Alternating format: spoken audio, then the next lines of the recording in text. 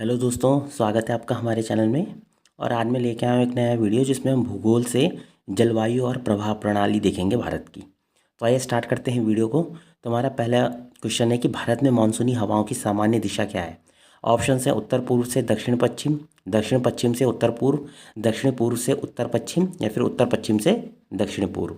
तो इसका जो राइट आंसर है वो है दक्षिण पश्चिम से उत्तर पूर्व। अगला क्वेश्चन है कि भारत में सबसे अधिक वर्षा किस मानसून से होती है।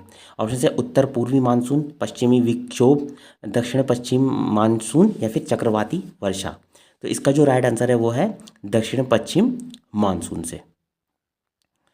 अगला क्वेश्चन है कि काल बैसाखी नामक तूफान किस राज्य में आता है। ऑप्शन है पंजाब, तमिलनाडु, पश्चिम बंगाल और असम और महाराष्ट्र। तो इसका जो राइट आंसर है वो है पश्चिम बंगाल और असम में। अगला क्वेश्चन है कि पश्चिमी विक्षोभ भारत के किस हिस्से में वर्षा लाता है। ऑप्शन है तमिलनाडु तट, पूर्वोत्तर भारत, केरल तट या फिर उत्तर पश्चिम भारत। तो इसका जो राइट आंसर है वो है उत्तर पश्चिम भारत। अगला क्वेश्चन है कि भारत में शीतकाल में तमिलनाडु तट पर वर्षा किस मानसून से होती है।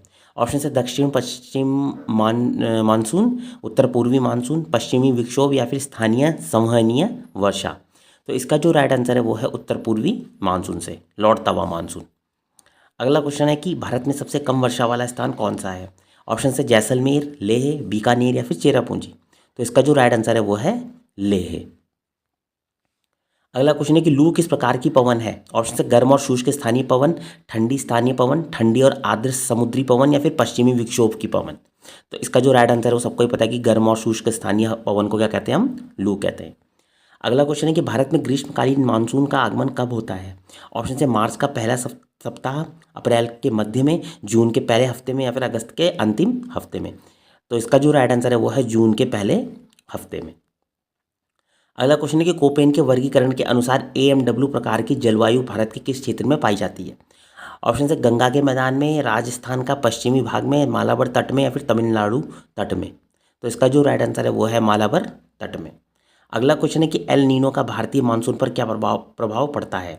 ऑप्शन है यह मानसून को मजबूत करता है, यह मानसून को कमज़ोर करता है, इसका कोई प्रभाव नहीं पड़ता है और यह केवल शीतकाल को प्रभावित करता है। तो इसका जो राइट आंसर है वो है यह मानसून को कमज़ोर करता है। अगला क्वेश्चन है कि भारतीय जलवायु को प्रभावित करने वाला कारक कौन सा नहीं है। ऑप्शन है अक्षांश, हिमालय पर्वत, महासागरीय धाराएं या फिर पृथ्वी का घूर्णन। तो इसका जो राइट आंसर है वो है पृथ्वी का घूर्णन। अगला क्वेश्चन है कि भारत में लौटते हुए मानसून का मौसम किस महीने में होता है। ऑप्शन है मई से जून, जुलाई से अगस्त, अक्टूबर से नवंबर या फिर जनवरी से फरवरी। तो इसका जो राइट आंसर है वो है अक्टूबर से नवंबर। अगला क्वेश्चन है कि चेरी ब्लॉसम या कॉफ़ी वर्षा किस राज्य से संबंधित है। ऑप्शन है पश्चिम बंगाल, कर्नाटक, असम या फिर ओडिशा। तो इसका जो राइट आंसर है वो है कर्नाटक से। अगला क्वेश्चन है कि मानसून निर्वर्तन के दौरान सबसे पहले किस क्षेत्र से मानसून वापस लौटना शुरू करता है।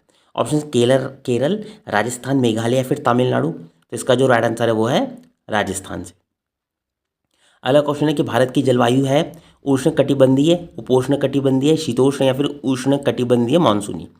तो इसका जो राइट आंसर है वो है उष्ण कटिबंधीय मानसूनी। अगला क्वेश्चन है कि ITCZ का पूर्ण रूप क्या है। ऑप्शन है अंतर्राष्ट्रीय ताप कटिबंधीय क्षेत्र, भारतीय तापमान केंद्र क्षेत्र, आंतरिक ताप चक्रवात क्षेत्र या फिर अंतर उष्ण कटिबंधीय अभिसरण क्षेत्र। तो इसका जो राइट आंसर है वो यही है अंतर उष्ण कटिबंधीय अभिसरण क्षेत्र यानी कि इंटर ट्रॉपिकल कॉन्वर्जेंस जोन। अगला क्वेश्चन है कि भारत में मानसून की अवधि औसतन कितने दिनों की होती है। ऑप्शन है 60 से 80 दिन, 100 से 120, 140 से 160 या फिर 180 से 200।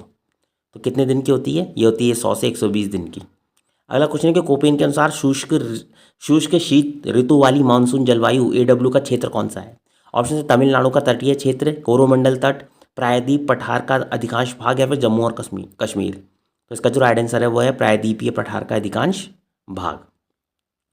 अगला क्वेश्चन है कि जेट स्ट्रीम का संबंध किस घटना से है। ऑप्शन है बाढ़, भूकंप, मानसून या फिर ज्वार भाटा। तो जेट स्ट्रीम का जो संबंध है वो है मानसून से है।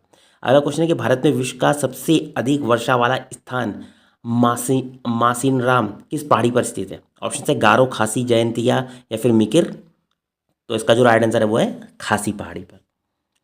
अगला क्वेश्चन है कि मानसून के दौरान प्रायद्वीपीय भारत की ओर जाने वाली हवाओं को कौन सी पर्वत श्रृंखला रोकती है जिससे पश्चिमी तट पर भारी वर्षा होती है।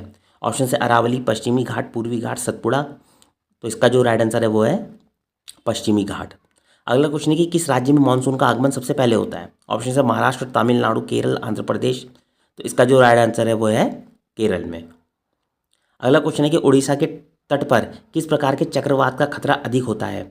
ऑप्शन है अरब सागर से आने वाले चक्रवात, बंगाल की खाड़ी से आने वाले चक्रवात, हिंद महासागर से आने वाले चक्रवात या फिर प्रशांत महासागर से आने वाले चक्रवात। तो इसका जो राइट आंसर है वो है बंगाल की खाड़ी से आने वाले चक्रवात। अगला क्वेश्चन है कि भारत में सबसे बड़ा दैनिक तापांतर किस क्षेत्र में पाया जाता है? ऑप्शन है तटीय क्षेत्र, थार मरुस्थल, द्वीपीय क्षेत्र या फिर उत्तरी मैदान। तो इसका जो राइट आंसर है वो है थार मरुस्थल। अगला क्वेश्चन है कि दक्षिण पश्चिम मानसून की अरब सागर शाखा से वर्षा प्राप्त करने वाला प्रमुख क्षेत्र कौन सा है? ऑप्शन है तमिलनाडु तट, गंगा का मैदान, पश्चिमी घाट और पश्चिमी तटीय मैदान या फिर पूर्वोत्तर भारत। तो इसका जो राइट आंसर है वो है पश्चिमी घाट और पश्चिमी तटीय मैदान। अगला क्वेश्चन है कि मैंगो शावर किस क्षेत्र में आम की फसल को पकने में मदद करता है? ऑप्शन है उत्तर प्रदेश और बिहार में, आंध्र प्रदेश और उड़ीसा, केरल और कर्नाटक या फिर गुजरात और राजस्थान। तो इसका जो राइट आंसर है वो है केरल और कर्नाटक। अगला क्वेश्चन है कि भारतीय मानसून की बंगाल की खाड़ी शाखा की दिशा किस ओर होती है? ऑप्शन है उत्तर पश्चिम की ओर, उत्तर पूर्व की ओर, दक्षिण की ओर या फिर पूर्व की ओर। तो इसका जो राइट आंसर है वो है उत्तर पूर्व की ओर। अगला क्वेश्चन है कि ला नीना का भारतीय मानसून पर क्या प्रभाव पड़ता है? ऑप्शन से यह मानसून को मजबूत करता है या फिर कमज़ोर करता है या फिर कोई प्रभाव नहीं पड़ता है या फिर इसको स्थिर करता है। तो इसका जो राइट आंसर है वो है यह मानसून को मजबूत करता है। अगला क्वेश्चन है कि भारत में सबसे गर्म महीना कौन सा होता है? ऑप्शन है अप्रैल, जुलाई, मई, जून। तो इसका जो राइट आंसर है वो है मई। ये क्वेश्चन एक्चुअल में ये भारत में सबसे गर्म महीना ही होगा। सबसे ठंडा महीना कौन सा होता है, क्योंकि गर्म ऊपर था मई, और ठंडा महीना कौन सा होता है? तो ये है नवंबर, दिसंबर, जनवरी, जनवरी फरवरी या फिर जनवरी। तो इसका जो राइट आंसर है वो है जनवरी। अगला क्वेश्चन है कि गंगा नदी का उद्गम स्थल कौन सा है? ऑप्शन है गंगोत्री, यमुनोत्री, संतोपत या फिर सियाचिन। तो इसका जो राइट आंसर है वो है गंगोत्री हिमनद। अगला क्वेश्चन है कि भारत की सबसे लंबी प्रायद्वीपीय नदी कौन सी है? ऑप्शन है नर्मदा, कृष्णा, गोदावरी या फिर महानदी। तो इसका जो राइट आंसर है वो है गोदावरी। अगला क्वेश्चन है कि बंगाल का शोक किस नदी को कहा जाता है? ऑप्शन है कोसी, हुगली, दामोदर या फिर महानदी। तो इसका जो राइट आंसर है वो है दामोदर को। अगला क्वेश्चन है कि कौन सी नदी भ्रंश घाटी से होकर बहती है? ऑप्शन है नर्मदा, कृष्णा, गोदावरी या फिर महानदी। तो इसका जो राइट आंसर है वो है नर्मदा। अगला क्वेश्चन है कि सिंधु नदी भारत में किस दर्रे के पास से प्रवेश करती है? ऑप्शन है शिवकिला, बुर्जिला, जोजिला या फिर दमचौक। तो इसका जो राइट आंसर है वो है दमचौक या फिर डैम चौक, जो भी इसको प्रोनाउंस करें। अगला क्वेश्चन है कि ब्रह्मपुत्र नदी को तिब्बत में किस नाम से जाना जाता है? ऑप्शन है दिहांग, सांगपो, जमुना या फिर मेघना। तो इसका जो राइट आंसर है वो है सांगपो से। अगला क्वेश्चन है कि भारत की सबसे बड़ी कृत्रिम झील कौन सी है? चिल्का झील, वुलर झील, गोविंद वल्लभ पंत सागर या फिर सांबर झील। तो इसका जो राइट आंसर है वो है गोविंद वल्लभ पंत सागर। अगला क्वेश्चन है कि किस नदी को दक्षिण गंगा के नाम से भी जाना जाता है? ऑप्शन कृष्णा, कावेरी, महानदी या फिर गोदावरी। तो इसका जो राइट आंसर है वो है गोदावरी। अगला क्वेश्चन है कि गंगा और ब्रह्मपुत्र की संयुक्त धारा किस नाम से जानी जाती है? ऑप्शन है पद्मना, जमुना, हुगली या फिर मेघना। तो इसका जो राइट आंसर है वो है मेघना। अगला क्वेश्चन है चिल्का झील किस प्रकार की झील है? ऑप्शन है मीठे पानी की, खारे पानी की, गोखुर या फिर क्रेटर। तो चिल्का झील जो है वो क्या है? खारे पानी की लैगून झील है। अगला क्वेश्चन है कि कौन सी नदी अरब सागर में गिरती है? ऑप्शन है गोदावरी, कृष्णा, तापी, महानदी। तो इसका जो राइट आंसर है वो है तापी। अगला क्वेश्चन है कि भारत की सबसे बड़ी मीठे पानी की प्राकृतिक झील कौन सी है? ऑप्शन है डल, लोकटक, वुलर या फिर नैनीताल। तो इसका जो राइट आंसर है वो है वुलर झील। अगला क्वेश्चन है कि यमुना किसकी सबसे बड़ी सहायक नदी है? ऑप्शन है सिंधु, गंगा, ब्रह्मपुत्र या गोदावरी। तो इसका जो राइट आंसर है वो है गंगा। अगला क्वेश्चन है कि कावेरी नदी जल विवाद किन दो राज्यों के बीच है? ऑप्शन है आंध्र प्रदेश और कर्नाटक, कर्नाटक और तमिलनाडु, केरल और तमिलनाडु या फिर कर्नाटक और केरल। तो इसका जो राइट आंसर है वो है कर्नाटक और तमिलनाडु। अगला क्वेश्चन है कि मानस नदी किस नदी की सहायक नदी है? ऑप्शन है गंगा, सिंधु, ब्रह्मपुत्र या फिर महानदी। तो इसका जो राइट आंसर है वो है ब्रह्मपुत्र की। अगला क्वेश्चन है कि इंदिरा सागर बांध किस नदी पर स्थित है? ऑप्शन है नर्मदा, सिंधु, ब्रह्मपुत्र या कावेरी। तो जो इंदिरा सागर बांध है वो है हमारा नर्मदा नदी पर, नर्मदा नदी पर। अगला क्वेश्चन कि कौन सी नदी कर्क रेखा को 2 बार काटती है? ऑप्शन है नर्मदा, माही, महानदी या साबरमती। तो इसका जो राइट आंसर है वो है माही। अगला क्वेश्चन है कि पंजाब के निर्माण में सबसे महत्वपूर्ण नदी कौन सी है? ऑप्शन है नर्मदा, सिंधु, ब्रह्मपुत्र या कावेरी। तो इसका जो राइट आंसर है वो है सिंधु नदी। अगला क्वेश्चन है कि नागार्जुन सागर बांध किस नदी पर बना है? ऑप्शन है गोदावरी, महानदी, कावेरी या कृष्णा। तो इसका जो राइट आंसर है वो है कृष्णा बांध पर, कृष्णा नदी पर नागार्जुन सागर बांध। और डल झील कहाँ स्थित है? अगला क्वेश्चन है अगला क्वेश्चन है कि डल झील कहाँ स्थित है? ऑप्शन है उत्तराखंड, हिमाचल प्रदेश, जम्मू और कश्मीर और सिक्किम। तो इसका जो राइट आंसर है वो है जम्मू और कश्मीर में। अगला क्वेश्चन है कि हुंड्रू जलप्रपात किस नदी पर स्थित है? ऑप्शन है दामोदर, स्वर्णरेखा, बराकर या फिर कोयल। तो इसका जो राइट आंसर है वो है स्वर्णरेखा। अगला क्वेश्चन है कि लोकटक झील किस राज्य में स्थित है? ऑप्शन है असम, मणिपुर, मेघालय, त्रिपुरा। तो इसका जो राइट आंसर है वो है मणिपुर में।